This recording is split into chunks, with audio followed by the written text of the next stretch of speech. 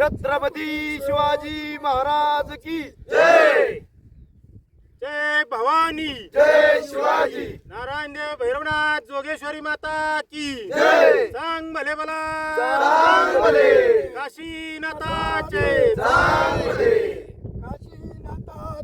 सांग भले. नमस्ते मित्रांनो, जय श्रीराम, जय शिवराय. आपण आलो आहोत सातारा जिल्ह्यातील वाई तालुक्यातील देगाव या ठिकाणी.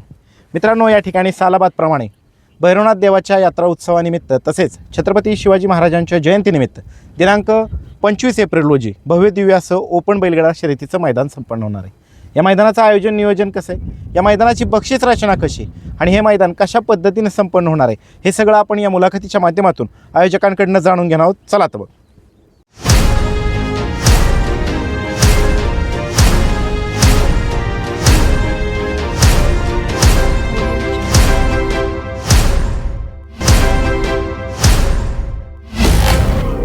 नमस्ते, नमस्कार. आपलं नाव सांगा. मी संतोष भांडवलकर, देगाव तालुका वाई, जिल्हा सातारा. बरं दादा, काय सांगाल, मैदान कशानिमित्त आयोजित केले आणि किती तारखेला संपन्न होणार आहे?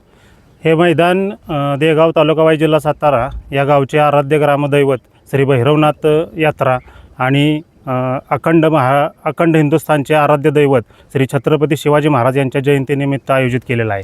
बरं दादा, हे किती पर्व आहे तुमचं? हे या वर्षीचं 4थं पर्व आहे. बंदी हटल्यापासून हे 4थं बंदी हटल्यापासून 4थं वर्ष. बरं, हे मैदान कुठं संपन्न होणार आहे? हे मैदान देगाव तालुका वाई, जिल्हा सातारा या ठिकाणी अगदी डोंगराच्या कडेला सुरक्षित ठिकाणी संपन्न होणार आहे. पूर्वेला.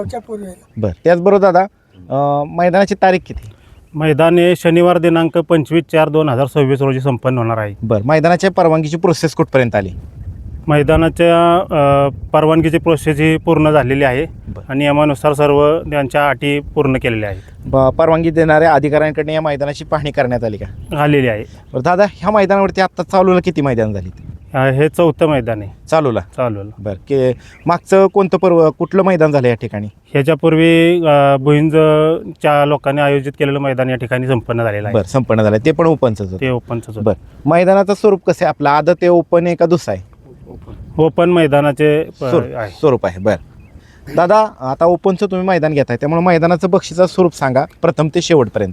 या मैदानासाठी प्रथम क्रमांकाचे पारितोषिक रोख रक्कम 1,00,000 रुपये आणि मानाचे ढाल आहे. बरं. द्वितीय क्रमांकाचं बक्षीस आहे 70,000 रुपये आणि मानाचे ढाल. तृतीय क्रमांक आहे 50,000 रुपये आणि मानाचे ढाल. चतुर्थ क्रमांक आहे 30,000 आणि मानाचे ढाल. पंचम क्रमांक आहे 20,000 रुपये आणि मानाचे ढाल. 6वा क्रमांक आहे 15,000 आणि मानाचे ढाल. 7वा क्रमांक आहे 11,000 आणि मानाचे ढाल. बरं, आणि प्रवेश फी किती आहे? प्रवेश फी 1,000 रुपये. बरं, त्याचबरोबर आता क्वार्टर फायनलला काय बक्षीस आहेत का?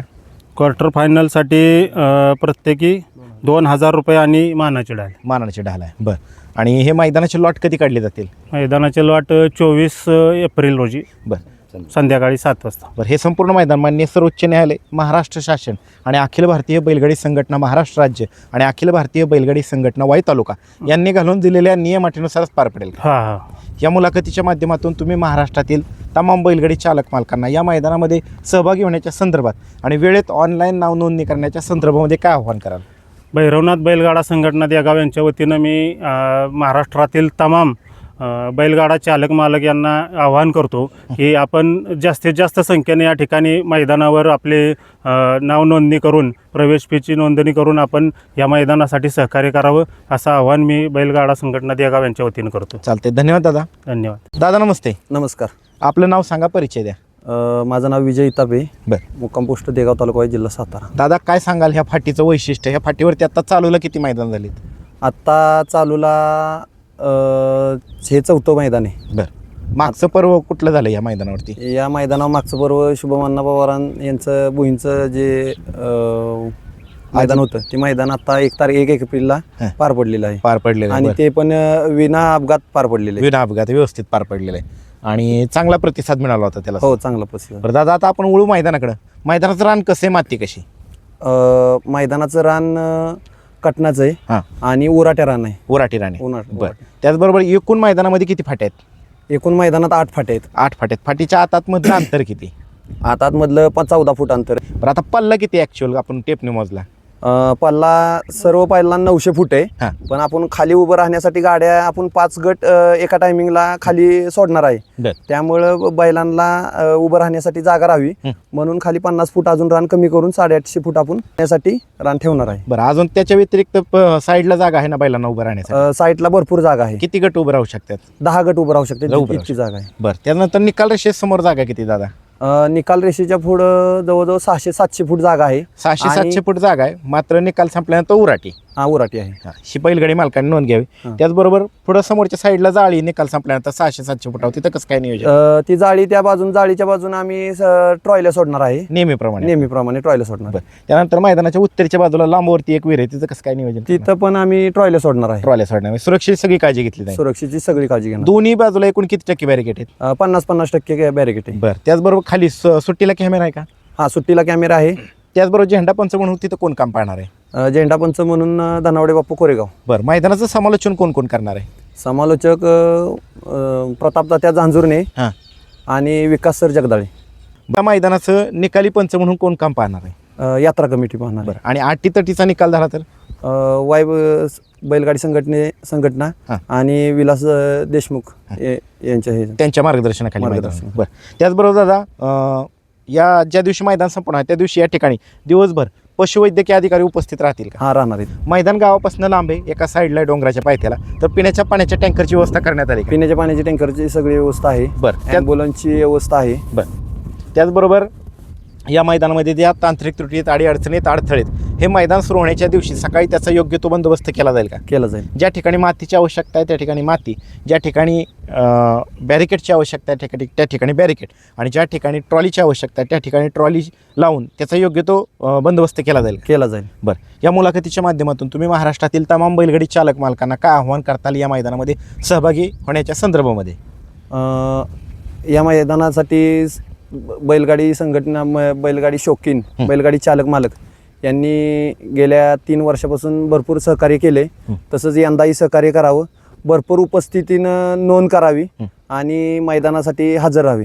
मित्रांनो, मागच्या वर्षी सुद्धा या मैदानाची मी बाईट घेतली होती, मात्र फाटी दुसरी होती. चांगला प्रतिसाद दिला होता. त्याची मागची 2 पर्व सुद्धा यांनी सुंदर पार पाडलेली आहेत आणि वाई तालुक्यातलं एक सुंदर असं हे मैदान दरवर्षी संपन्न होत असतं. आणि हे गाव फक्त यात्रा उत्सवालाच मैदान घेतं, इतर इरेवारी कधीच घेत नाही. आणि अतिशय सुंदर अशी मैदान असतात. तर दादा, ह्या आपण पाहतोय वातावरणामध्ये बदल आहे, उष्णता वाढलेली आहे, मात्र हवामान खात्याने अवकाळी पावसाचाही इशारा दिला आहे. हे मैदान ज्या दिवशी संपन्न होणार आहे त्या दिवशी अवकाळी पावसाने हजेरी लावली तर कशा पद्धतीचा निर्णय घेतला जाईल? निर्णय सर्व बैलगाडी चालक मालकांच्या हिताचा घेतला जाईल. बरं, चालतंय. धन्यवाद दादा. मित्रांनो, आपल्या समवेत देगावचे विद्यमान सरपंच सूरज भाऊ पिसाळे. नमस्ते दादा. नमस्ते दादा, काय सांगाल? पुन्हा एकदा भैरवनाथ देवाच्या यात्रा उत्सवानिमित्त आपल्या गावामध्ये बैलगाडा शर्यतीचा थरार रंगतोय. ओपनचं मैदान होतं आहे दिनांक 25 एप्रिल रोजी. तर काय आव्हान करताल महाराष्ट्रातील तमाम बैलगाडी चालक मालकांना? सालाबादप्रमाणे देवगावचे ग्रामदैवत श्री भैरवनाथ देवाच्या यात्रेनिमित्त आपण गेले 3 वर्ष झाले बैलगाडी शर्यतीचे मैदान आयोजित करत आहोत. हे आपले यंदाचे वर्षी पर्व 4थी आहे. दरवर्षी आपल्याला सर्व बैलगाडा मालक चालक शौकीन यांनी चांगला प्रतिसाद दिला आहे. त्याचप्रमाणे यंदाही त्यांनी चांगला प्रतिसाद देऊन मोठ्या संख्येने उपस्थित राहून कार्यक्रमाची शोभा वाढवावी. या मैदानाच्या नियमाटींच्या विषयी काय सांगाल? हे संपूर्ण मैदान माननीय सर्वोच्च न्यायालय, महाराष्ट्र शासन आणि अखिल भारतीय बैलगाडी संघटना महाराष्ट्र राज्य आणि अखिल भारतीय बैलगाडी संघटना वाई तालुका यांनी घालून दिलेल्या नियमाटीनुसार संपन्न होईल का? हो, बरोबर आहे. बरं, त्याचबरोबर हे मैदान ज्या दिवशी संपन्न होणार आहे म्हणजे दिनांक 25 एप्रिल रोजी मैदान सकाळी सुरू झाल्यानंतर लाईव्ह प्रक्षेपण ज्यावेळेस चालू होईल त्यावेळेस समालोचकांच्या मार्फत या मैदानाच्या नियमाटींचा पुकार दिला जाईल का? दिला जाणार. ज्या अखिल भारतीय बैलगाडी संघटनेने ओपनच्या मैदानासाठी नियमाटी घालून दिलेले आहेत त्याच नियमाटीने मैदान होईल का? होणार आहे. काय मुलाखतीच्या माध्यमातून तुम्ही आव्हान करताल बैलगाडी चालक मालकांना? सर्वांनी वेळेत नोंदणी करून या ठिकाणी मोठ्या संख्येने उपस्थित राहावे असे त्या ग्रामस्थांच्या वतीनं आणि बैलगाडी संघटनेच्या वतीनं मी त्यांना विनंती करतो. बरं, आता एक महत्त्वाचा 2 प्रश्न. जी बॅनरवरती आपण बक्षीस रचना जाहीर केली ती विजेत्या बैलगाडी मालकांना संपूर्ण मिळणार का? मिळणार. बरं, त्याचबरोबर या मैदानामध्ये थेट आयोजकाची अथवा गावगाडी फायनलला पळवली जाईल का? बिलकुल नाही. चालते. धन्यवाद दादा. धन्यवाद. नमस्कार, आपलं नाव सांगा, परिचय द्या. माझं नाव निलेश इतापे, बरं मुक्कामपूर देगाव तालुका वाई जिल्हा सातारा. दादा, काय सांगाल? काय आव्हान करताल महाराष्ट्रातल्या तमाम बैलगाडी चालक मालकांना? आमच्या भैरवनाथ यात्रेनिमित्त तसेच जयंतीनिमित्त हे मैदान आयोजित केलेले आहे. तरी बैलगाडी संघटना तसेच बैलगाडी शौकीन, बैलगाडी मालक चालक यांनी भरपूर प्रतिसाद द्यावा आणि बहुसंख्येनं उपस्थित राहावे. बरं नियम अटींच्या विषयी काय सांगाल डबल बैलाच्या संदर्भामध्ये? तो बाद केला जाईल. बाद केला जाईल. बरं ऑब्जेक्शन घेण्यासाठी किती कालावधी असेल? सेमीपर्यंत जेवढे हे असतील तोपर्यंत बरं. त्यांनी ते पुरावा आणावा आणि नंतरनं त्याचे हे केले जाईल, बरं जर गटाला एखाद्या चालकाने बैलाच्या शेपटीचा चावा घेतला तर ती गाडी बाद केली जाईल का? बाद केली जाईल. बरं ते ऑब्जेक्शन घेण्यासाठी किती कालावधी असेल गटाचा? जेवढे गट खाली गेलेत बरं तेवढा म्हणजे तेवढं- 5 जाऊ 10 जाऊ हा, तेवढे. तेवढे गट. बरं अशाच प्रकारचं जो कृत्य फायनलला करण्यात आलं तर ती गाडी फायनलची गाडी निकालास पात्र राहील का? तिला रोख रकमेचं बक्षीस मिळेल का? नाही मिळणार. बरं त्याचबरोबर दादा लॉबी टचचा निर्णय कसा असेल? लॉबी टचचा निर्णय बैलगाडी संघटनेकडे. बरं मित्रांनो लॉबी टचचा निर्णय असा आहे अखिल भारतीय बैलगाडी संघटनेचा की लॉबी टचला निकाल आहे, मात्र लॉबीच्या बाहेर बैलाचा एक पाय किंवा छकडीचं चाक गेलं तर ती गाडी बाद केली जाईल. बरोबर दादा? बरोबर. बरं या मुलाखतीच्या माध्यमातून तुम्ही महाराष्ट्रातील तमाम बैलगाडी चालक मालकांना या मैदानामध्ये सहभागी होण्याच्या संदर्भात आणि वेळेत ऑनलाईन नाव नोंदणी करण्याच्या संदर्भामध्ये काय आवाहन कराल? हे आमचे देगाव ग्रामस्थांच्या वतीने एकच आव्हान आहे, मोठ्या संख्येने इथे उपस्थित राहून नाव नोंदणी करून आपले भरपूर अशी उपस्थिती दाखवून सुंदर असं मैदान घेतलं जाईल. कुणालाही अडचण येणार नाही याची दक्षता ग्रामस्थांच्या वतीने घेतली जाईल. चालते. धन्यवाद दादा. धन्यवाद.